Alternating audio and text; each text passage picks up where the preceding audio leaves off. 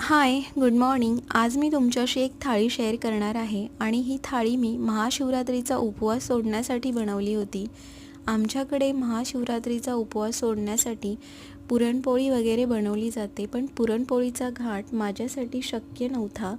Baby लहान असल्यामुळे, त्यामुळेच मी या पदार्थांची निवड केली. तर या थाळीमध्ये मी मेथीची भाजी, बटाट्याची भाजी, चपाती, फोडणीचं वरण, भात आणि गोडासाठी गाजर हलवा बनवला होता.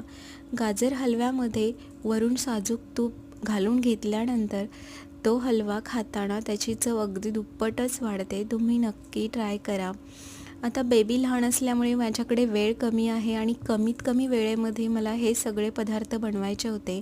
त्यामुळेच मी या पदार्थांची निवड केली. तर तुम्हाला ही थाळी माझी कशी वाटली कमेंट करून नक्की सांगा. आणि तुमच्याकडे उपवास सोडण्यासाठी काय काय पदार्थ बनवले जातात तेही कमेंट करून सांगा. तर या थाळी सोबतच मी हा छोटासा व्लॉग इथे पूर्ण करते. पुन्हा भेटू नवीन व्लॉगमध्ये. Bye bye.